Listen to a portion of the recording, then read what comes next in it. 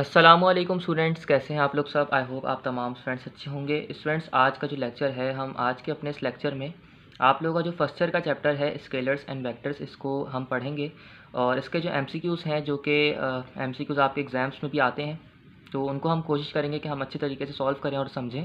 तो स्टूडेंट्स, अगर आप ये इन एमसीक्यूज़ को कर लेते हैं, तो चाहे आप नस का टेस्ट दे रहे हों, चाहे आप एनईडी का टेस्ट दे रहे हों, चाहे आप किसी भी इंजीनियरिंग यूनिवर्सिटी या एमडी गेट का भी टेस्ट दे रहे हों, तो आप जो हैं इतने कैपेबल हो जाएंगे, आप इतने जो है आपकी इतनी तैयारी हो जाएगी कि आप जो है आपके पास अगर इस चैप्टर के एमसीक्यूज़ आ जाएँ तो आप इजीली अटैम्प्ट कर लें और उनका करेक्ट आंसर मार्क कर लें। तो स्टूडेंट्स, आपको जो है इस लेक्चर को अच्छे तरीके से देखना है, क्योंकि हम जो है इसमें तमाम एमसीक्यूज़ को सॉल्व कर रहे होंगे। जैसा कि मैं आपको अपने हर लेक्चर में बताता हूँ कि जो हम एमसीक्यूज़ सॉल्व करते हैं ये पास पेपर्स के एमसीक्यूज़ होते हैं, नस्ट और एनईडी के। तो अगर आप ये कर लेते हैं तो अगर ये एमसीक्यूज़ रिपीट भी होंगे तो आपको जो है डायरेक्ट आंसर याद होगा, तो आप इजीली अटैम्प्ट कर सकते हैं इन्हें। सही है, तो हम स्टार्ट करते हैं आज के लेक्चर को। एमसीक्यू नंबर 1 को देखें स्टूडेंट्स। तो एमसीक्यू नंबर 1 वो हमसे उसमें कह रहे हैं, a vector in space has how many components. तो स्टूडेंट्स, ये आपको सबको पता है कि हमारे पास कोई भी वेक्टर जो स्पेस में होता है उसके 3 कंपोनेंट्स होते हैं। और आपको ये पता है कि हमारे पास ये स्पेस है और इसके कितने कंपोनेंट्स होते हैं। जैसे कि एक्स एक्सिस के जो अलॉन्ग वेक्टर होता है, जो एक्स एक्सिस के अलॉन्ग वेक्टर होता है उसे आई कैप कहते हैं। इसी तरह हमारे पास जो वाई एक्सिस होता है, वाई एक्सिस के अलॉन्ग जो वेक्टर होता है उसे हम जे कैप कहते हैं। इसी तरह हमारे पास जो जेड एक्सिस होती है, जो कि इमेजिनरी होती है, तो उसके अलॉन्ग जो वेक्टर होता है उसे हम क्या कह रहे होते हैं, के कैप कह रहे होते हैं। तो कंपोनेंट्स कितने हो गए भाई, 3 हो गए, तो इसका आंसर 3 है। सही है। तो मैं हर एमसीक्यू को इसलिए एक्सप्लेन कर रहा हूँ ताकि जो है ना आपको समझ आ जाए। ये तो आपको पता होंगी तमाम चीज़ें, लेकिन मैं इसलिए एक्सप्लेन करना चाह रहा हूँ ताकि जो है ना आप लोगों को पता चल जाए इन तमाम चीज़ों का। बस यही मकसद है मेरा। A vector whose magnitude is 1 is known as. Students, आपको पता है कि ऐसा वेक्टर जिसका मैग्नीट्यूड 1 हो वो उसे हम क्या कहते हैं, उसे हम यूनिट वेक्टर कहते हैं। स्टूडेंट्स, इसी तरह अगर हमसे पूछ लिया जाए कि यूनिट वेक्टर जो है आपको निकालना है, तो यूनिट वेक्टर का स्टूडेंट्स आपको फार्मूला पता होना चाहिए। यूनिट वेक्टर इस एक ऐसा वेक्टर होता है जिसका मैग्नीट्यूड तो 1 होता है, और अगर मैं इसका फार्मूला निकालना चाहूँ तो यूनिट वेक्टर देखें किसके बराबर होगा, vector upon its magnitude. Vector को लिखेंगे हम ऊपर और उसके मैग्नीट्यूड से डिवाइड कर देंगे, तो हमारे पास ये यूनिट वेक्टर का फॉर्मूला होता है। इसी तरह स्टूडेंट्स देखें, अगर आपके पास जो है वो 2 वेक्टर्स दे दिए जाएं, अगर आपके पास देखें आपको वेक्टर ए दे दिया, एक वेक्टर ए दे दिया, इसी तरह जो है आपको एक दे दिया वेक्टर बी। सही है, एक वेक्टर बी दे दिया। अब वो आपको कह रहा है कि मुझे जो है यूनिट वेक्टर फाइंड आउट करके दिखाओ ए और बी के दरमियान का। सही है, तो हम क्या करेंगे स्टूडेंट्स, देखें यहाँ पे वेक्टर ए लिखेंगे हम, और वैसे हमारे पास इसको हम एन कैप दे देंगे, ये हमारा यूनिट वेक्टर है। सही है, एन कैप हमारा यूनिट वेक्टर हो गया। इसी तरह हम ए क्रॉस बी की प्रोडक्ट ले लेंगे और इनका मैग्नीट्यूड ले लेंगे। सही है, तो हमारे पास इस तरीके से यूनिट वेक्टर आ जाएगा। सपोज करें आपको एक वेक्टर ए लिख के दे दिया जिसकी तरह आई जे के उसकी वैल्यूज़ होंगी, इसी तरह आपको पास जो है आपको बी वेक्टर लिख के दे दिया जिसकी आई जे के की वैल्यूज़ होंगी, तो आपको जो है वो कहेंगे यूनिट वेक्टर फाइंड आउट करके दिखाइए, तो आप जो है इस फॉर्मूले से फाइंड आउट कर सकते हैं। ये आपके एफएससी और जो है आपका सेकंड ईयर उसमें भी क्वेश्चंस होंगे मैथमेटिक्स में।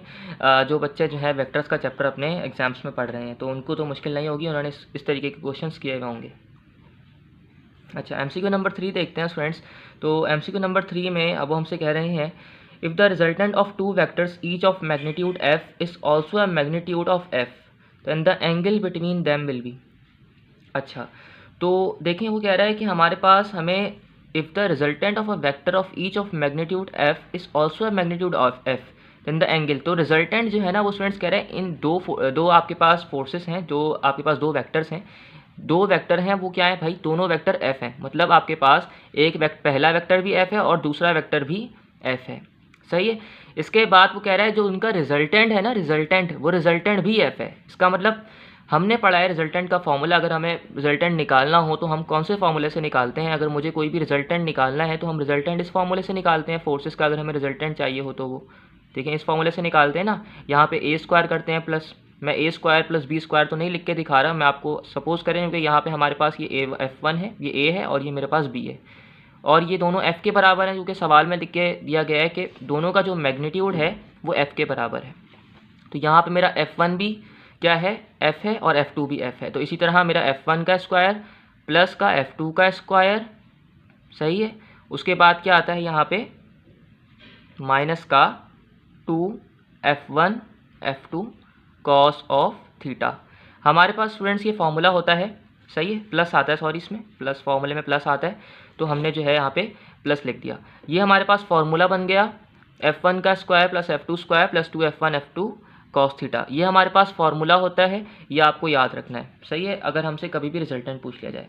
अब ये हमारे पास सवाल में भी यही कंडीशन बनी हुई है, ये भी f होगा, ये भी f होगा, तो देखें ये बन गया f इज़ इक्वल टू, ये बन जाएगा हमारे पास 2f स्क्वायर, अंडर रूट तो ऐसे ही चल रहा है, इसी तरह हमारे पास यहाँ पे 2f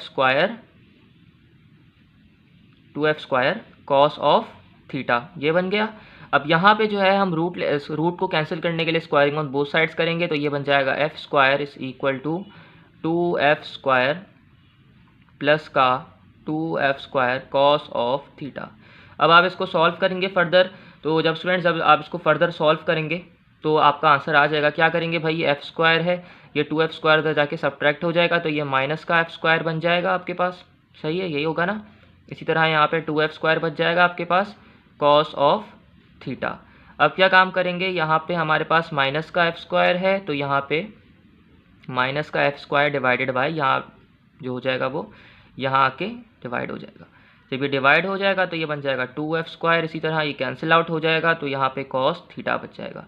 अब आप थीटा निकालेंगे तो कॉस इन्वर्स ऑफ हाफ करेंगे, ये एफ से कैंसिल आउट हो जाएगा, तो आपके पास थीटा आपको निकालना था, बेसिकली 120 डिग्री आ रहा होगा। कॉस इन्वर्स ऑफ हाफ आपको याद होना चाहिए, ट्रिग्नोमेट्रिक वैल्यूज अगर आपको याद है तो ओके। तो ये इस तरीके से आपके पास 120 डिग्रीज का थीटा आ जाएगा, तो वो आपको याद होना चाहिए। इसी तरह स्टूडेंट्स अगर हम देखें तो MCQ नंबर 4 है, और MCQ नंबर 4 में वो हमसे कह रहे हैं कि the resultant of two forces of 3 Newton and 4 Newton making an angle of 90 degree with each other. तो आपको फोर्सेस का जो है ना वो बेसिकली रिजल्टेंट निकालना है स्टूडेंट्स। तो देखिए रिजल्टेंट निकालने के लिए हमें अगेन इसी फॉर्मूले पे आना पड़ेगा।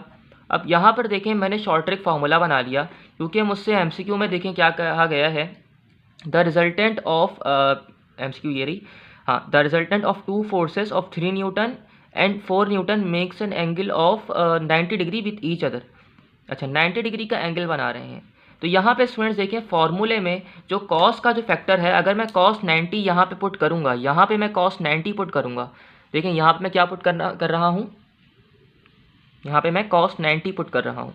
तो cos 90 मुझे पता है 0 के बराबर होता है, तो जब मैं यहाँ पे 0 का फैक्टर पुट करूँगा, 0 पुट करूँगा, तो ये वाला फैक्टर जो पूरा है 2f1 f2 cos थीटा, ये तो 0 बन जाएगा। इसी तरह मेरे पास फॉर्मूला क्या बन गया फिर, शॉर्ट ट्रिक फार्मूला, वो बन गया f1 का स्क्वायर प्लस f2 का स्क्वायर, सही है ना। मैंने यही फॉर्मूला बना लिया रिजल्टेंट फोर्स का, जब मेरे पास एंगल जो है वो 90 डिग्री होगा, तो ये फॉर्मूला बन गया। अब मैं क्या काम करूंगा, देखें स्टूडेंट्स, यहाँ पे मुझे जो फोर्स दी गई थी 3 न्यूटन और 4 न्यूटन की फोर्स दी गई है, और एंगल जो है वो 90 डिग्री दिया गया है। तो फोर्स मैं निकाल लूँगा f1 का स्क्वायर प्लस f2 का स्क्वायर करके। तो जब 3 का स्क्वायर करूँगा और 4 का स्क्वायर करूँगा तो मेरे पास 5 आ जाएगा आंसर अंडर रूट करके। ओके भाई, ये भी बड़ा आसान सा सवाल था। अगला सवाल देखें तो हमारे पास है अगला सवाल, if the resultant of two vectors each of magnitude f is twice of the magnitude of f then the angle between them will be। तो स्टूडेंट्स यहाँ पर आपको एंगल निकालना है, और यहाँ पे वो आपसे ये कह रहे हैं कि जो आपके पास दो वेक्टर्स हैं, सही है, कि भाई पिछला सवाल है, देखिए वो आपसे कह रहा है, मैं आपको सवाल पढ़ के बताता हूँ, यहाँ पे लिख भी देता हूँ कि आपके पास जो रिजल्टेंट है ना दो फोर्सेस का, सही है, if the resultant of two vectors each of magnitude f, आपके पास दो फोर्सेस हैं, उन दोनों के मैग्नीट्यूड f है, f पुराना वाला सवाल, मैग्नीट्यूड f है दोनों के, is twice of magnitude of f, मतलब उनका जो रिजल्टेंट है ना वो ट्वाइस है, 2 टाइम्स है। 2 टाइम्स का मतलब क्या है कि जो इसका जो रिजल्टेंट है ना, यहाँ पर देखें तो वो ये कह रहा है कि ट्वाइस रिजल्टेंट, ये वाली जो चीज़ है ना, ये वाली चीज़, ये वाला जो फैक्टर है ये 2 टाइम्स है, ये 2 टाइम्स है। वो ये कह रहा है कि ये जो रिजल्टेंट है ये 2 टाइम्स है, और अंदर वही वाला फॉर्मूला हमारा बना हुआ है, एफ स्क्वायर प्लस का एफ स्क्वायर प्लस का 2f1 f2, सही है, कॉस ऑफ थीटा, सही है, यही चीज़ है हमारे पास, सही, ये हमसे वो कह रहा है। अच्छा, एंगल निकालना है स्टूडेंट्स, यहाँ पर आपको जो है एंगल निकालना है, आपको एंगल फाइंड आउट करना है। तो स्टूडेंट्स यहाँ पे हम क्या काम करेंगे, ये हमारे पास 2f ऐसे ही रहा, अब हमें थीटा निकालना है, अंडर रूट ऐसे ही अंदर रहेगा, ये बन जाएगा हमारे पास 2f²। इसी तरह यहाँ पे again 2f² cos of theta. अब यहाँ पर हम क्या काम करेंगे, स्क्वायरिंग ऑन बोथ साइड्स करेंगे, तो ये बन जाएगा 2f² का whole square is equal to 2f² plus का 2f² कॉस ऑफ थीटा। अब क्या काम करेंगे, ये बन जाएगा 4f², सही है। इसी तरह 2f² प्लस का 2f² कॉस ऑफ थीटा। अच्छा, यहाँ पर ये ऐड हो रहा है, वहाँ जाके सब्ट्रैक्ट हो जाएगा, तो भाई क्या काम होगा यहाँ पर भाई देखें यहाँ पे ऐड हो रहा है, वहाँ जाके सब्ट्रैक्ट हो जाएगा, तो ये बन जाएगा 2f²। मैं डायरेक्ट कर रहा हूँ, आपको भी डायरेक्ट करना चाहिए, आदत हो जानी चाहिए, इतने टाइम से पढ़ रहे हैं कैट। तो ये हो जाएगा 2f² प्लस का 2f² कॉस ऑफ थीटा, सही है।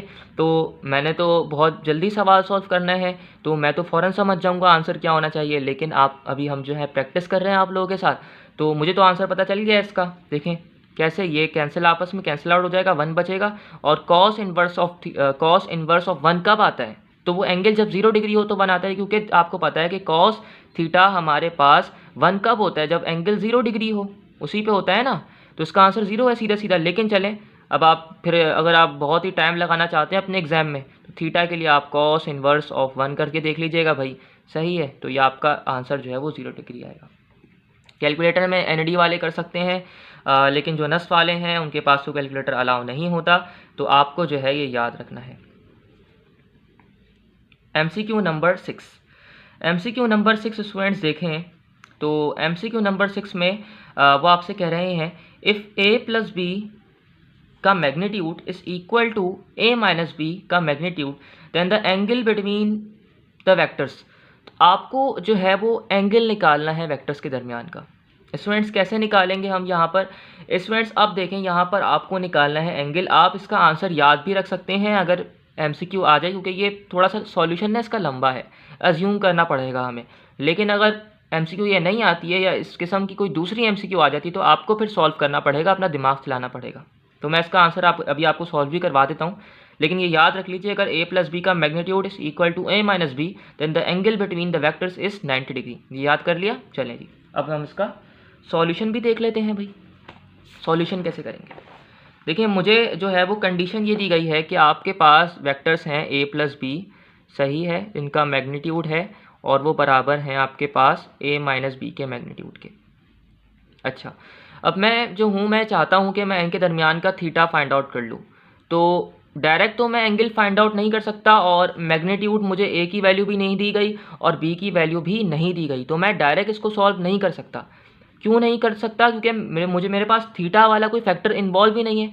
तो मुझे ये पता है कि अगर मैं यहाँ पर कॉस डॉट प्रोडक्ट का फॉर्मूला लाऊँ जहाँ पर थीटा इन्वॉल्व होता है, क्योंकि अगर मैं डॉट प्रोडक्ट को खोलता हूँ कभी भी, ए डॉट बी के डॉट प्रोडक्ट को खोलता हूँ, मुझे फॉर्मूला पता है ए बी कॉस थीटा निकल कर आता है मेरे पास, तो मेरे पास यहाँ पे थीटा इन्वॉल्व हो जाएगा, तो फिर मैं थीटा निकाल सकता हूँ, सही है, मैं यहाँ से थीटा को निकाल सकता हूँ। लेकिन यहाँ पे अभी मेरे पास कोई भी ऐसी चीज़ नहीं है, तो मुझे ये बनाना पड़ेगा, और डायरेक्ट मैं क्या इस फॉर्मूले को इसमें ट्रांसफॉर्म कर सकता हूँ ए बी कॉस थीटा वाले में? नहीं कर सकता। मुझे एक काम पता है, मैं क्या काम करूँगा, इनको एक फार्मूला बना दूँगा। मैं क्या काम करूँगा, इस फैक्टर को, इन दोनों को एक फार्मूला बना दूँगा। क्या काम करूँगा, स्क्वायरिंग ऑन बोथ साइड्स।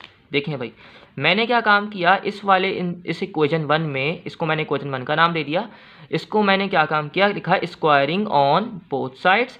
मैंने स्क्वायरिंग कर दी, ये मेरे पास बन गया a प्लस बी का whole square is equal to a minus B का होल स्क्वायर। ये मैंने क्यों काम किया, अभी पता चल जाएगा क्यों काम करा ये वाला, सही है। ये बन गया इस तरीके से a प्लस बी का whole square, a minus B का होल स्क्वायर। अब ये a प्लस बी का होल स्क्वायर जो हमारे प्री मेडिकल के बच्चे हैं उनको भी याद होगा कि आप लोग जो है वो अपने मैट्रिक लेवल पे पढ़ चुके हैं ये चीज़ें, लेकिन जो हमारे इंजीनियरिंग वाले हैं उनको तो फ़ौरन याद आ जाना चाहिए। अगर आपको याद नहीं आ रहा तो रिवीजन करें, आपका ई-कैट का एग्ज़ाम बहुत जल्दी है। अब क्या काम करेंगे, ये बन जाएगा आपके पास a प्लस बी है, तो ये बन जाएगा a का स्क्वायर प्लस b का स्क्वायर प्लस का 2ab। 2ab की क्या होगी प्रोडक्ट, डॉट प्रोडक्ट, 2ab की डॉट प्रोडक्ट, ये इसलिए किया है हमने काम। इसी तरह यहाँ पे a square plus B square, और क्या हो रहा है भाई, और क्या हो रहा है यहाँ पर माइनस का, यहाँ पे माइनस आता है क्योंकि फॉर्मूला पता है ना। अब ये फॉर्मूला आप ऐसा ना हो कि आपको ये ना याद हो, आप रिवीजन कर लीजिएगा इसका। ओके, अब डॉट प्रोडक्ट को आप खोल लीजिए तो ये बन जाएगा ए स्क्वायर प्लस बी स्क्वायर। बहुत लंबा कर रहा हूँ मैं काम, लेकिन आपको समझाने के लिए कर रहा हूँ। प्लस का 2ab कॉस ऑफ थीटा आ गया। इसी तरह यहाँ पर जो है हमारे पास a का स्क्वायर प्लस b का स्क्वायर, यहाँ पे माइनस का 2ab कॉस ऑफ थीटा आ गया। सही है। अब क्या काम हो रहा है स्टूडेंट्स यहाँ पर? अच्छा, यहाँ पर आप देखें तो ये होगा कि इस फैक्टर से ये कैंसिल, इससे ये कैंसिल, इससे ये भी कैंसिल नहीं। सही है, नहीं होगा भाई कैंसिल। क्यों? साइन अपोजिट है दोनों के, तो आप कैंसिल नहीं कर सकते हैं दोनों को। हाँ, आप एक ये काम कर सकते हैं कि भाई यहाँ पे तमाम चीज़ें कैंसिलेशन हो चुकी है, तो आप एक साइड को दूसरी साइड पर भेज के जो है ना अपना जो है वो काम कर सकते हैं। सही है, आप एक साइड को दूसरी साइड पे भेज के अपना काम निकलवा सकते हैं।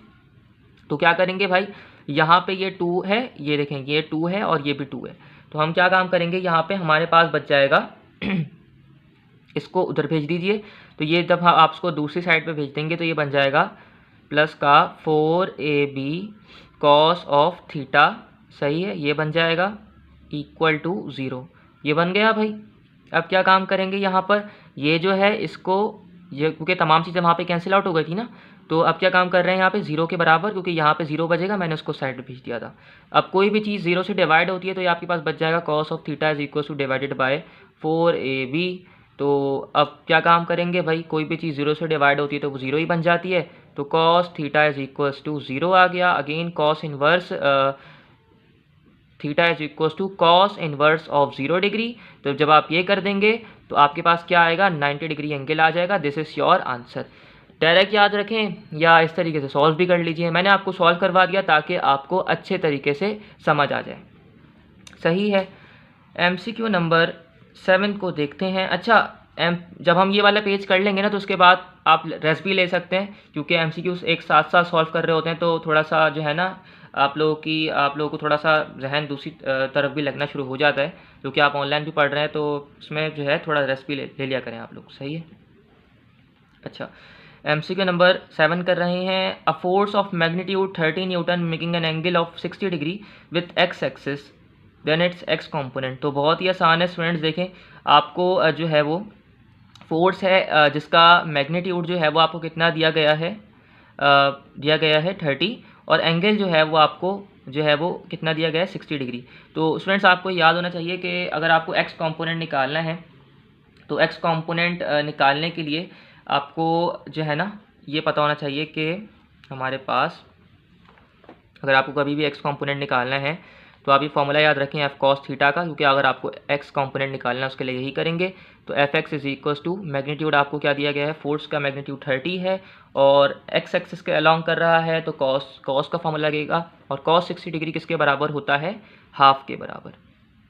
तो 30 मल्टीप्लाई बाय हाफ तो is equal to 15 newton is your answer.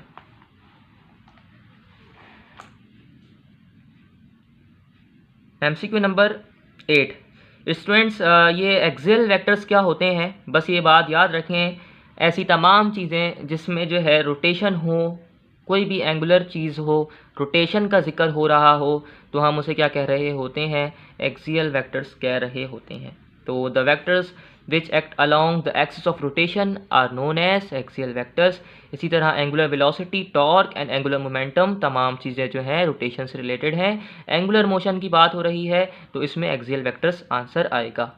Okay, unit vector A, MCQ number 10 solve कर रहे हैं। Unit vector A equal to 0.6 plus P plus 0.6, find the value of P. तो यूनिट वेक्टर है, इसका मतलब क्या है भाई, यूनिट वेक्टर है तो यूनिट वेक्टर का मतलब क्या है, इसका मैग्नीट्यूड जो है ना वो 1 होगा। मतलब आप इस सवाल को सॉल्व करने के लिए आपसे p की वैल्यू पूछी गई है ना, तो p की जब आपसे वैल्यू पूछी गई है तो आपको इस सवाल को कुछ ना किसी चीज़ के बराबर तो लेना होगा। उसने आपको एक वर्ड दे दिया यूनिट वेक्टर। यूनिट वेक्टर का मतलब ये है कि इसका जो पूरे का मैग्नीट्यूड है वो 1 के बराबर होगा। मतलब, और मैग्नीट्यूड कैसे लेते हैं, अंडर रूट लेके तमाम चीज़ों का स्क्वायर, अंडर रूट लिया तमाम चीज़ों का स्क्वायर, ये मैग्नीट्यूड इक्वल टू 1 क्योंकि ये यूनिट वेक्टर है। तो आप इसको ले लेंगे भाई 0.6 का स्क्वायर प्लस पी का स्क्वायर, 0.6 का स्क्वायर प्लस पी का स्क्वायर, और आपको दिया गया है 0.8, तो 0.8 कर लिया भाई। अब इसको सॉल्व करेंगे, या आपको सॉल्व करना है, तो इसका आंसर जो है वो 0 आएगा, तो 0 आंसर आ जाएगा भाई। सही है, ये मैं आगे सॉल्व नहीं करवा रहा। देखें भाई क्या होगा यहाँ पे, अगर सॉल्यूशन हुआ भी आपको नज़र आ रहा होगा, तो 0.6 का स्क्वायर करेंगे और जो है हम 0.8 का स्क्वायर करेंगे, तो जब ये कर लेंगे तो यहाँ पे 1 आ जाएगा। ओके भाई, और यहाँ पे प्लस पी स्क्वायर, क्योंकि स्क्वायरिंग ऑन बोथ साइड्स करेंगे तो 1 का स्क्वायर 1 ही रहता है, तो स्क्वायरिंग भी वही होके वही आ जाएगा, तो फिर पी स्क्वायर बचेगा। इसी तरह आपके पास ये क्या आंसर आ रहा होगा, 1 में से 1 माइनस कर देंगे तो 0 आ जाएगा। सही है। What is the angle date given vector I√3 makes with y axis. अच्छा जी भाई, तो इसका आंसर आपको निकालना है, इसका आंसर क्या आएगा। अच्छा जी, तो स्टूडेंट्स आपको एक ये वाला फॉर्मूला ज़रा मैं इसका सॉल्यूशन आपको बता दूं। इसका आंसर शायद आई गेस सही नहीं है, सही इसका आंसर देखें कैसे। आपको कभी भी किसी भी चीज़ के अलोंग वेक्टर अगर आपको फाइंड आउट करना हो ना, किसी भी जो है चीज़ के अलोंग, किसी भी एक्सिस के अलोंग वेक्टर अगर आपको फाइंड आउट करना है, तो आप क्या काम करेंगे, आपको ये करना होता है कि आप ये एक काम ये करते हैं कि अगर आपको यहाँ पे सपोज करें y एक्सिस के अलोंग वेक्टर के फाइंड आउट करना है, तो आपको फॉर्मूला क्या करना पड़ेगा, ay is equals to magnitude of vector. सही है, मैग्नीट्यूड ऑफ वेक्टर मतलब मैग्नीट्यूड ऑफ होल वेक्टर। सही है, अगर आपको y एक्सिस के अलोंग फाइंड आउट करना है तो आप उसकी y वाली टर्म ऊपर रखेंगे और उसको डिवाइड करवा देंगे a से, और यहाँ पे आपको कॉस बीटा या कॉस अल्फ़ा कुछ भी एंगल कह दीजिए आप, यहाँ पे cos theta is equal to ay upon a। सही है, अगर यहाँ पे x एक्सिस के अलोंग कहता तो मैं x के कंपोनेंट को ऊपर रख देता। सही है, ये फॉर्मूला होता है। आपको अभी यहाँ पे x एक्सिस के अलोंग इसको फाइंड आउट करना है, तो मैं इसका जो x एक्सिस वाला कंपोनेंट है जो कि j है, सही है, तो ये j है, तो इसके जो x एक्सिस वाली साइड है वो कौन सी है, j है, तो मैं √3 वाली जो टर्म है j इसको ऊपर रखूँगा और फिर इसको डिवाइड करा दूंगा इस पूरे वेक्टर के मैग्नीट्यूड से, और फिर मेरे पास जो है वो एंगल आ जाएगा। भाई देखें, इसकी जो j वाली टर्म है जो कि y वाली टर्म है, मैंने उसको ऊपर रखा जो कि √3 है, और उसको मैंने डिवाइड करा दिया इसके मैग्नीट्यूड से। अगर हम इसका मैग्नीट्यूड लेना चाहें तो मैग्नीट्यूड कैसे आएगा भाई, इसका जो है हमारे पास, आई होप आपको नज़र आ रहा होगा, इसका जो है क्या है मैग्नीट्यूड, इसका जो कोफिशिएंट है वो i का वो 1 है, तो मैंने 1 लिख दिया, 1 का स्क्वायर प्लस का √3 का स्क्वायर, तो स्क्वायर से रूट कैंसिल हो जाएगा, तो ये √1 plus 3 is equal to 4, this make sense, तो 4 बन गया डिवाइडेड बाय 2, तो मेरे पास ये बन गया। ओके जी भाई, अब क्या है भाई, अब क्या काम हो रहा है, ये बन गया 2। ओके, अब क्या काम हो रहा है, ये बन गया 2 भाई, इसको मैंने 2 लिख दिया। अब यहाँ पे थीटा और कॉस, सही है। अब क्या काम करेंगे स्टूडेंट्स, देखें cos inverse of √3 divided by 2, तो ये क्या हो रहा है, √3/2 कब आता है स्टूडेंट्स, तो ये हमारे पास तब आता है जब कॉस किसके बराबर होता है, 30 डिग्री के, तो 30 डिग्री आंसर आपका आ जाएगा, और यहाँ पर 30 डिग्री ही लिखा है, दिस इज़ योर आंसर। सही है, देख रहे हैं किस तरीके से हमें एमसीक्यूज़ को सॉल्व करना होता है स्टूडेंट्स। ये चीज़ें जो है ना, आपने आई गेस आपने अपने उसमें जो है कुछ बच्चे जो होते हैं वो बहुत ही अच्छे तरीके से बुक को रीड करते हैं, तो उन्होंने पढ़ी भी होती हैं, लेकिन काफ़ी सारे स्टूडेंट्स इन बातों को नहीं जानते। तो स्टूडेंट जब आप ये ई-गाइड पढ़ते हैं तो उसमें आप जान जाते हैं, तो इनको जो है ना अच्छे तरीके से रिवाइज करें। मैं आपको ये कहूँगा कि आपको इस एमसीक्यू को बहुत अच्छे तरीके से याद रखना है, क्योंकि ये आपसे किसी भी यूनिवर्सिटी में पूछ ली जाती है कि एक्स एक्सिस के अलॉन्ग को वेक्टर को फाइंड आउट करके दिखाइए, वाई एक्सिस के अलॉन्ग के जो वेक्टर है उसको फाइंड आउट करके दिखाइए। तो वो कैसे फाइंड आउट करना है भाई, बहुत ही आसान फार्मूला बता दिया, cos theta is equal to जिसके भी अलॉन्ग, जिस एक्सिस के अलॉन्ग आपको फाइंड आउट करना है उसके वेक्टर को ऊपर रखिए, उसके मैग्नीट्यूड को ऊपर रखिए। जैसे यहाँ पे वाई एक्सिस की बात की गई थी, तो मैंने वाई एक्सिस के कंपोनेंट को ऊपर रखा और डिवाइड करा दिया उस पूरे वेक्टर के मैग्नीट्यूड से। जब उस पूरे वेक्टर के मैग्नीट्यूड से डिवाइड कराया तो मेरे पास ये आंसर आ गया थीटा। ओके जी, बस यही हमारा काम था, cos theta is equal to. Okay भाई, नेक्स्ट एमसीक्यू देखें तो स्टूडेंट्स, ये तो बस आपको देखते ही पता चल जाएगा यहाँ पर इसका answer. Two equal vectors x and x makes an angle 180 degree with each other, the magnitude of their resultant is. तो स्टूडेंट्स देखें दोनों वेक्टर आपस में एंटी पैरेलल हैं, मतलब दोनों वेक्टर्स जो हैं एक दूसरे के इफेक्ट को कैंसिल कर रहे होंगे। तो जो उनके मैग्नीट्यूड का जो रिजल्टेंट होगा जो कि वो क्या होगा, वो ज़ीरो होगा। सही है, जो मैग्नीट्यूड होगा उनके रिजल्टेंट का तो वो क्या होगा, वो ज़ीरो होगा, क्योंकि दोनों वेक्टर्स एंटी पैरेलल हैं। कोई भी चीज़ एंटी पैरेलल हो तो वो एक दूसरे को इफेक्ट को कैंसिल कर रहे होते हैं। जैसा कि हमने जो हमने पिछला चैप्टर पढ़ा था करंट, इलेक्ट्रिसिटी, इलेक्ट्रोमैग्नेटिज्म, उसमें हमने ये तमाम चीज़ों को देखा था। सही है, अब हम जो है नेक्स्ट पेज पे मूव करते हैं। रेस्ट लेना चाहें तो रेस्ट भी ले सकते हैं आप लोग। ओके सो स्टूडेंट्स, अब जो है हम नेक्स्ट एमसीक्यू को सॉल्व करते हैं। MCQ number 13। Students MCQ number 13 को देखें। 2 forces of 7 newton and 3 newton are acting simultaneously on an object the same direction, then their resultant is. तो स्टूडेंट्स आपको इसका रिजल्टेंट बताना है। अच्छा, मैं अब आपको एक ट्रिक बता रहा हूँ जो कि आपको अगले सवालों में इस टाइप के क्वेश्चंस में हेल्प करेगी। भाई देखें, अगर हमारे पास 2 फोर्सेस हैं, सही है, 2 फोर्सेस हैं, उनका डायरेक्शन सेम है, उनका डायरेक्शन सेम है, तो हम क्या करेंगे, अगर हमें उनका रिजल्टेंट निकालना होगा ना कभी भी, तो हम उनके रिजल्टेंट को निकालने के लिए F1 + F2 कर देंगे। क्या काम करेंगे, F1 + F2 कर देंगे। हमारे पास उन फोर्सेस का रिजल्टेंट निकल कर आ जाएगा, या उनके जो एक फोर्स 2 फोर्सेस लग रही होंगी उनका मैग्नीट्यूड निकल कर आ जाएगा। लेकिन अगर हमारे पास फोर्सेस जो हैं वो अपोजिट डायरेक्शन में लग रही हैं, एक फोर्स इस डायरेक्शन में लग रही है, एक फोर्स इस डायरेक्शन में लग रही है, तो अगर हमें तब उनकी फोर्सेस का रिजल्टेंट या मैग्नीट्यूड निकालना होगा तो आपको बड़ी वाली फोर्स में से छोटे वाली फोर्स को ऐड कर सब्ट्रैक्ट करना होगा। F2 - F1 या बड़ी वाली फोर्स में से छोटी वाली फोर्स में से आपको उसको सब्ट्रैक्ट करवाना पड़ेगा, बड़ी वाली फोर्स को। सही है, जो भी है समझ जाइए। F2 - F1 बहुत ही आसान है, समझ गए होंगे। यहाँ पे एंगल क्या बन रहा है, एंटी पैरेलल।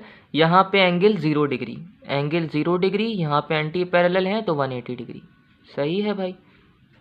अच्छा, अब इस सवाल को देखते हैं। सवाल क्या पूछा गया था, 2 forces 7 newton and 3 newton are acting simultaneously on an object in the same direction. Direction सेम है, एंगल 0 डिग्री है, इसका मतलब एक ही डायरेक्शन में दोनों फोर्सेस लग रही हैं। अगर मैंने आपको बताया समझाया, यहाँ पे देखें इन दोनों फोर्सेस का डायरेक्शन सेम था, एक ही डायरेक्शन में लग रही थी ना, तो यहाँ पे हम सीधा ऐड कर रहे थे, तो बस सीधा सीधा ऐड कर देंगे यहाँ पे F1 फोर्स को और F2 फोर्स को।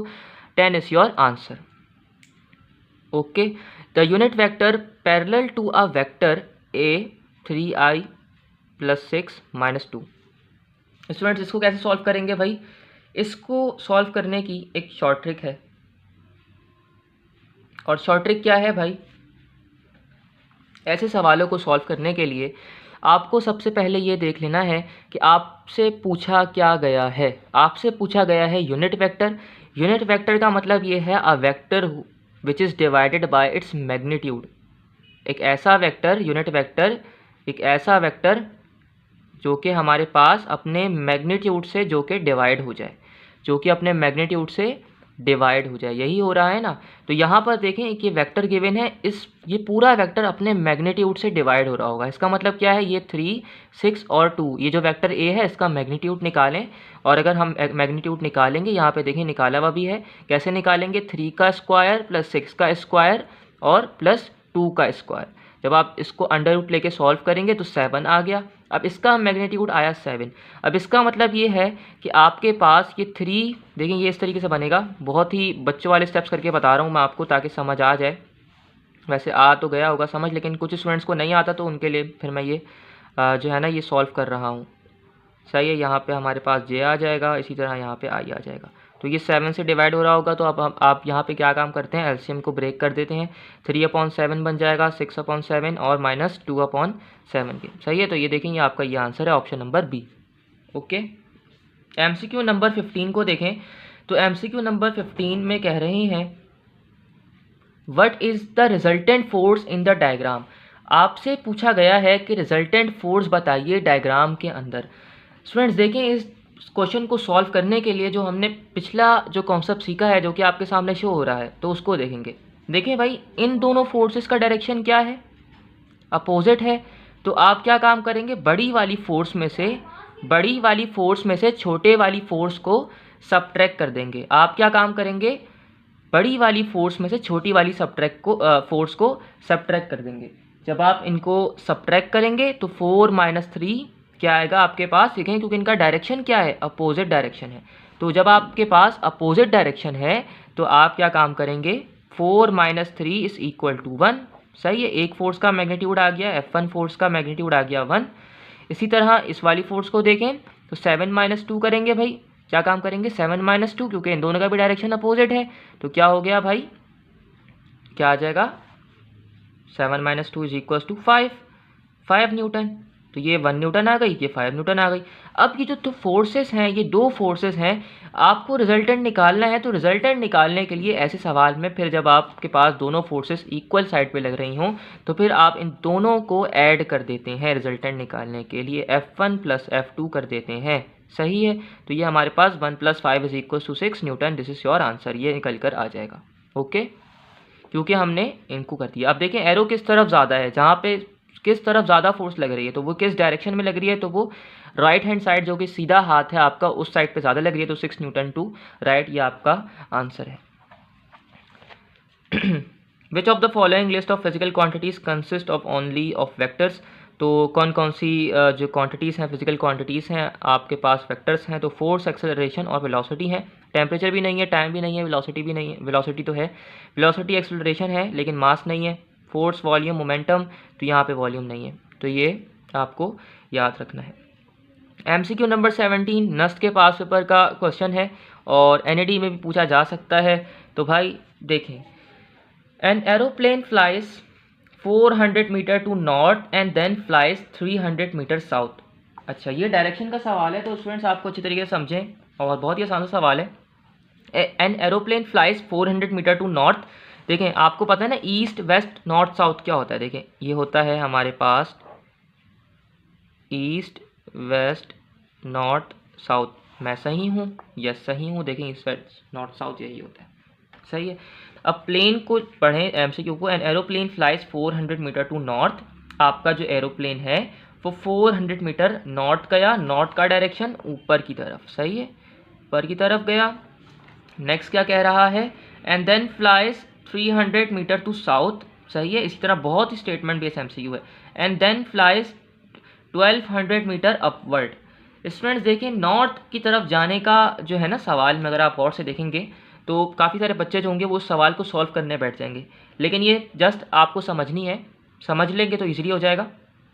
400 मीटर जो है वो आपका नॉर्थ की तरफ गया और 300 मीटर साउथ की तरफ गया, तो इसको आप भूल जाइए। वो कह रहा है कि आपका जो एयरप्लेन है, जो कि आपका प्लेन है, वो फ्लाई किस तरफ कर रहा है। देखिए, नॉर्थ की तरफ जाने का मकसद ये कि वो नॉर्थ की तरफ जा रहा है, कभी ऊपर आ रहा है, कभी नीचे आ रहा है, लेकिन उसने जो है ऊपर की तरफ जो है ना, इस तरफ देखें, इस डायरेक्शन में, अपवर्ड, इस डायरेक्शन में उसने ऊपर की तरफ जो है ना वो फासला कवर किया है, फ्लाई किया है। तो जो ऊपर की तरफ वो फासला कवर करेगा ना, उसे हम डिस्टेंस के तौर पे गिनेंगे, डिस्प्लेसमेंट की तरफ गिनेंगे। तो इसका आंसर जो है, जो ये आपके पास जितना वो फ्लाई कर रहा है ना अपवर्ड, वो आपका आंसर होगा जो कि 1200 है। तो यहाँ पर इसका आंसर 1200 है। मकसद क्या है भाई, वो इधर गया, इधर गया, लेकिन जो है, जो कि बात है कि एयरप्लेन फ्लाई कर रहा है भाई, कितना डिस्टेंस, डिस्प्लेसमेंट कवर कर रहा है, वो ऊपर की तरफ जाके कर रहा है ना, नॉर्थ और साउथ की तरफ थोड़ी कर रहा है वो जाके। तो इसका जो आंसर है वो 1200 है। कैसे है भाई, ऊपर की तरफ गया, सिंपल। ऐसी MCQs जो हैं वो IQ सेक्शन में पूछ ली जा सकती हैं, लेकिन आपको जो है वेक्टर्स में दी हुई हैं, तो आप लोग इसको समझ लीजिए। The velocity of a vector of a uniform circular motion is given by. तो ये अगेन MCQ है। तो स्टूडेंट्स यहाँ पे क्या है, आपके पास वेलोसिटी ऑफ यूनिफॉर्म सर्कुलर एक मोशन है, जिसमें आपके पास वेलोसिटी जो दी गई है वो इस तरीके से दी गई है। तो जो एक्सेलरेशन होगी, आपको एक्सेलरेशन का फॉर्मूला याद रखना है, जो कि इसका अपोजिट होगा। और वो किस तरीके से होगा, अगर हमारे पास वेलोसिटी इस तरीके से गिवन है AI + BJ, तो आपके पास एक्सेलरेशन क्या होगी, AJ - BI, इस तरीके से होगी। आपको जस्ट रिमेंबर रखना है। Which of the following represents the magnitude of a position vector whose components of whose components are √2, √2j और √2k। तो आपको अगेन मैग्नीट्यूड निकालना है, बहुत आसान काम, मैग्नीट्यूड आप लोग निकाल सकते हैं। पोजीशन वेक्टर क्या होता है, जो कि पोजीशन को रिप्रेजेंट करे, और इसको हम आर कह रहे होते हैं, ज़्यादातर सवालों में आर से रिप्रेजेंट कर रहे होते हैं। तो आर से रिप्रेजेंट करेंगे, इसका आंसर आपके पास आ जाएगा जो भी है। तो मैग्नीट्यूड लेना बहुत आसान काम है, स्टूडेंट्स ले चुके हैं पिछले सवाल में, तो आपको आना चाहिए। If the sum of two unit vector is also a unit vector, then the magnitude of their difference is। तो स्टूडेंट्स वो कह रहा है कि आपके पास दो यूनिट वेक्टर हैं और उनका जो सम है, अगर हम उनका सम लें तो उनका क्या आना चाहिए, दो यूनिट वेक्टर का, तो वो यूनिट वेक्टर ही आना चाहिए। तो उसका जो मैग्नीट्यूड है उनके डिफरेंस का, वो क्या आना चाहिए स्टूडेंट्स। तो आपको इसका आंसर याद रखना है, जो कि हमारे पास है भाई, क्या है, √3। इसका आंसर √3 है। आपके पास दो यूनिट वेक्टर हैं, उनका अगर हम सम लें और सम लेने के बाद उसका जो आंसर है वो भी यूनिट वेक्टर ही आ जाए। यूनिट वेक्टर का मतलब क्या है, जिसका मैग्नीट्यूड क्या होता है, 1 होता है। तो उसका अगर हम डिफरेंस लें तो फिर क्या आएगा, हमारे पास √3 आ जाएगा। ओके भाई। नेक्स्ट MCQ देखें स्टूडेंट्स। तो नेक्स्ट MCQ है, the reverse process of addition of a vector is known as. तो उसे हम रेजोल्यूशन ऑफ अ वेक्टर कहते हैं। अगेन बुक की MCQ, बुक की बात याद रखनी है आपको। MCQ नंबर 22 ये आपसे पूछी गई है, नस्ट के टेस्ट में पूछ ली जा सकती है, ND के लिए भी इम्पॉर्टेंट है भाई। क्या है, a monkey is climbing on a vertical tree with a velocity of 5 metre per second and a dog is running towards the tree with a velocity of 5 √3। the velocity of the relative dog। तो relative velocity का students के सवाल है और ये पूछा जा सकता है नस्ट में, और तो आपको जो है इसको अच्छे तरीके से रिमेंबर करना है भाई। देखें वो कह रहा है मंकी क्लाइंब कर रहा है, ये आपके पास ट्री है, ये आपके पास ट्री है मेरे पास, ये मेरे पास कोई भी एक ट्री है, सही है, ये मैंने बना दिया दरख्त। एक मंकी है जो कि क्लाइंब कर रहा है, उसकी वेलोसिटी 5 मीटर पर सेकंड है, तो मैंने इसको लिख दिया 5 मीटर पर सेकंड। रिलेटिव वेलोसिटी के सवाल में आपको जस्ट मैग्नीट्यूड लेना होता है। Okay, climbing with a velocity of 5 metre पर second and a dog is running towards the tree with a velocity. और डॉग जो है वो एक्स एक्सिस में ट्री की तरफ क्या कर रहा है, दौड़ रहा है, भाग रहा है, with a velocity of 5 √3 metre पर सेकंड। सही है।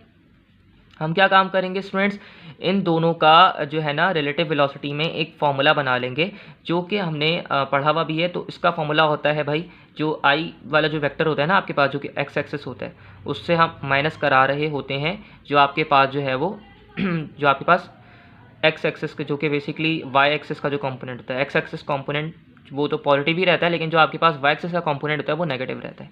तो यहाँ पे हमारे पास हो जाएगा 5 √3 एक्स एक्सिस का कंपोनेंट है, आई के एक्स एक्सिस के अलाउ होंगे, मतलब आई वाला कंपोनेंट है। उसके बाद माइनस कर देंगे, उसके बाद आप लिखेंगे 5 और ये हमारे पास जे वाला कंपोनेंट है। अब आप इसका ले लीजिए मैग्नीट्यूड। जब आप इसका मैग्नीट्यूड ले लेंगे तो मैग्नीट्यूड आप जब इसका ले लेंगे तो किस तरीके से आएगा, अभी देखिए मैग्नीट्यूड कैसे लेंगे। नस्ट वाले स्टूडेंट्स तो देख लें, ND वाले तो ईजिली कैलकुलेटर से सॉल्व कर लेंगे। -5 का स्क्वायर। अब क्या काम करेंगे स्टूडेंट भाई, देखें ये हमारे पास जो है क्या काम करेंगे, इससे पहले ये कैंसिल होगा, सही है। फिर 5 3 सॉरी भाई, ये हमारे पास हो जाएगा 25 और 25 3 क्या होता है भाई, 25 3 हमारे पास होता है 75 बन जाएगा। इसी तरह 5 का स्क्वायर जब हम कर लेंगे तो ये हमारे पास 25 बन जाएगा, तो ये बन जाएगा हमारे पास 100 और 100 जो हमारे पास होता है 10 के बराबर, तो 10 मीटर पर सेकंड ये आपके पास आंसर आ जाएगा।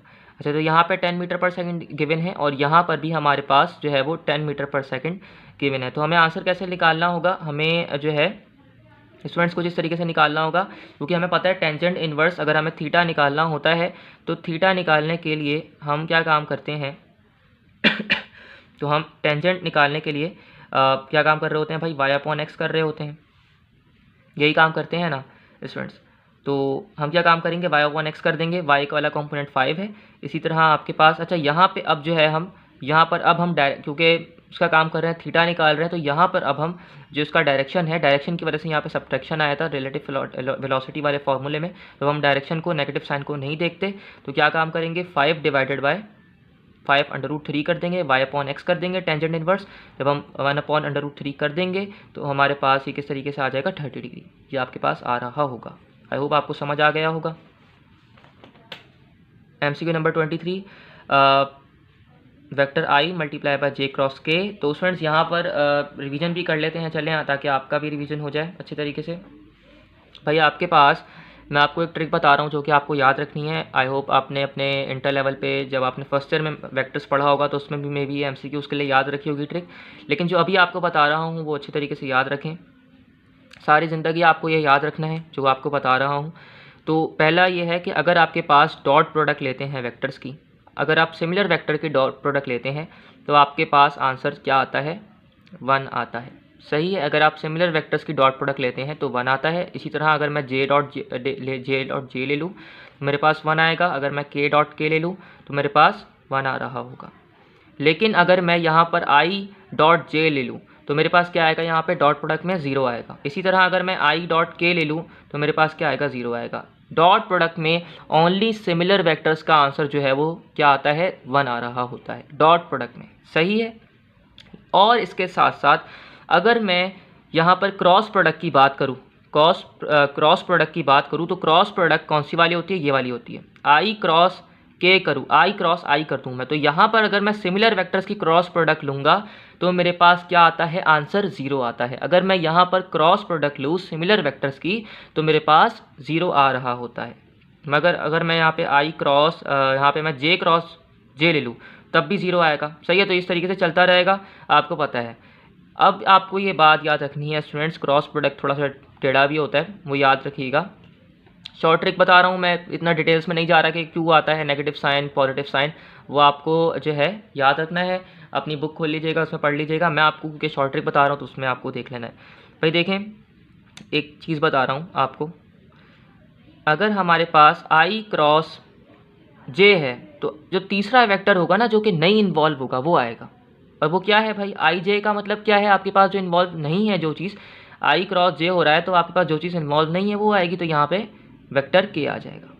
इसी तरह अगर मैं जे क्रॉस आई करूँ, अब मेरे लिए ज़रा हो रही है बात मुश्किल, तो जे क्रॉस आई में क्या हो जाएगा, जे क्रॉस आई में जो चीज़ नहीं है वो आ जाएगी, तो क्या आएगा भाई, के आएगा। लेकिन यहाँ पर क्या साइन आएगा, नेगेटिव साइन आएगा।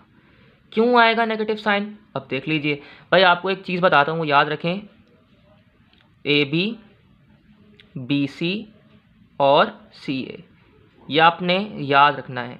ए बी बी सी और सी ए, ये आपको याद रखना है। फॉर्मूला पढ़ा होगा काफ़ी सारे बच्चों के दिमाग में, जो मैथमेटिक्स का फॉर्मूला है, जो कि हमारा फॉर्मूला होता है, वो दिमाग में आ गया होगा, उसको अभी भूल जाइए। यहाँ पे आपको ए बी बी सी सी ए को याद रखना है। हमारे पास ए क्या है, आई है। हमारे पास बी क्या है, हमारे पास बी क्या होता है भाई, बी जे को कहते हैं।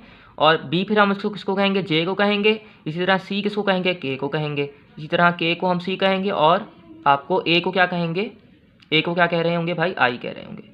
अब आपके पास ऐसे सवालों में आपको सोचने की ज़रूरत ही नहीं पड़ेगी।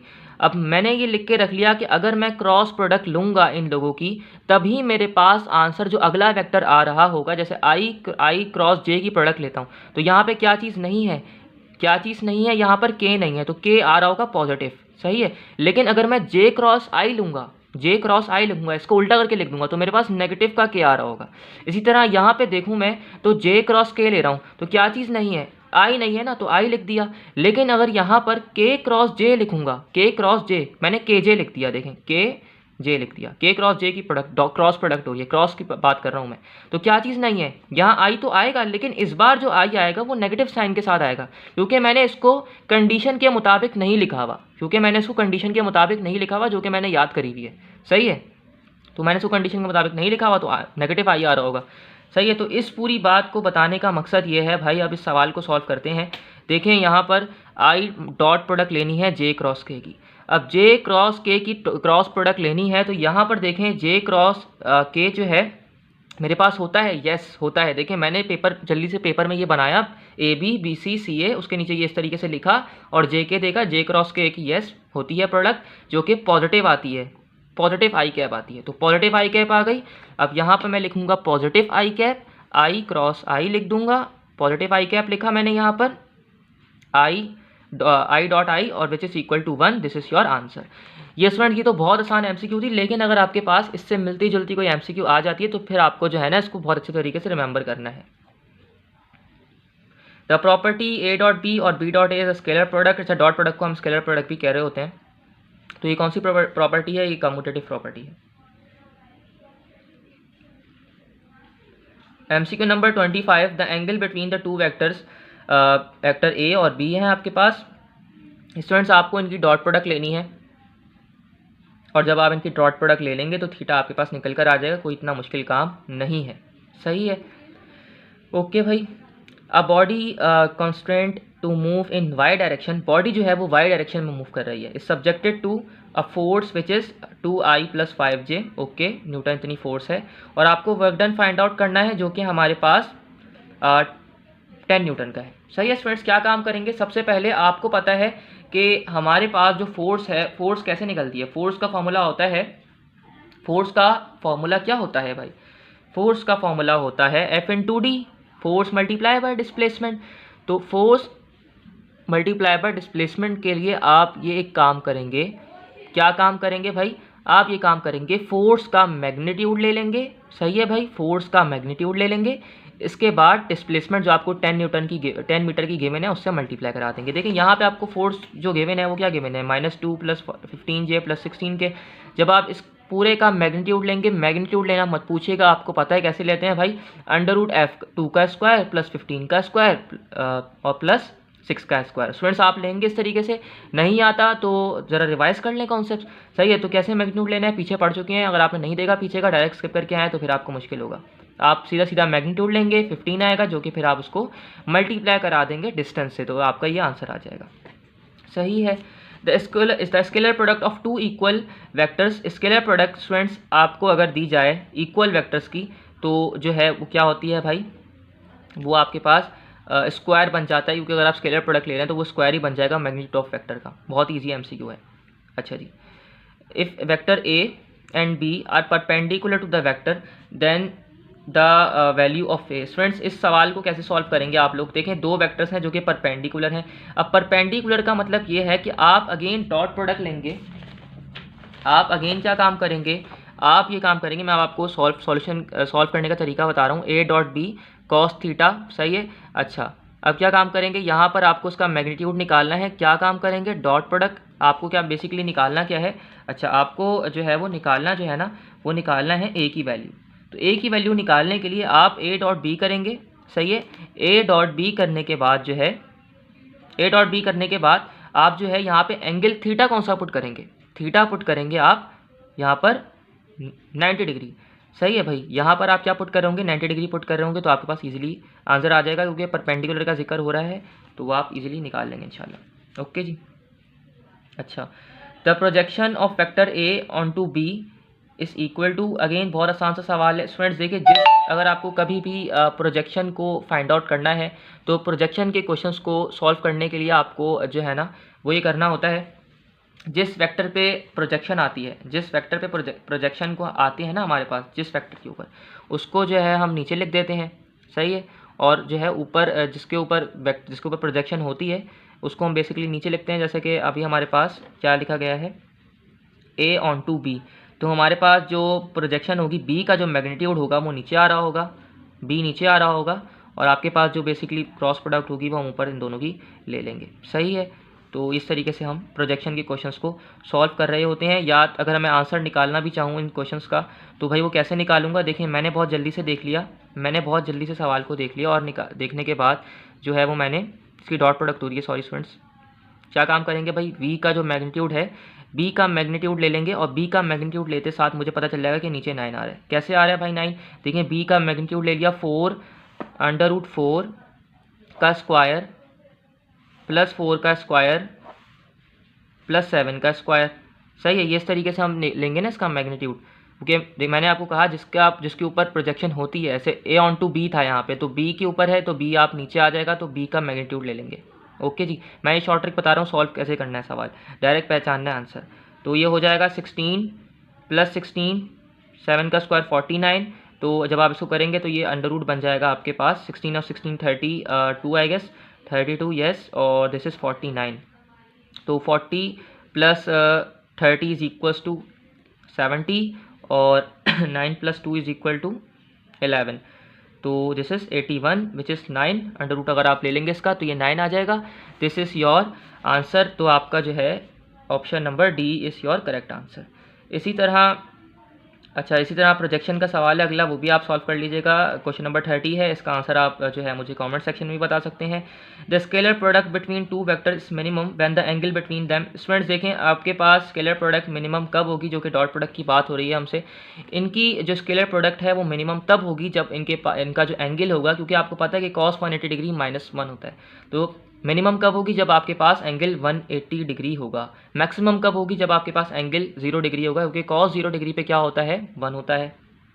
Angle between the vectors i + j and j + k इस। तो स्टूडेंट्स ये आपको निकालना है, इसका आंसर भी बहुत ही आसान है। आपको क्या काम करेंगे, आप पहले जो है i वाले वेक्टर को j से चले मैं सॉल्व करवा ही देता हूँ आपको, ताकि क्योंकि ये लास्ट MCQ है हमारी लेक्चर की, तो इसको हम सॉल्व कर लेते हैं। उसके बाद जो है जो कि इसका टेस्ट होगा वो भी हम सॉल्व कर लेंगे। इसकी PDF कोशिश करूँगा आपको दे दूँ ताकि आप प्रैक्टिस कर लें। अटेंडेंस अपनी लाजमी मार्क करिएगा। लास्ट MCQ है जो कि MCQ नंबर 32 है। MCQ नंबर 32 में वो हमसे कह रहे हैं कि हमारे पास ये दो वेक्टर्स हैं, i है प्लस क्या j है, इसी तरह हमारे पास j है और प्लस का k है।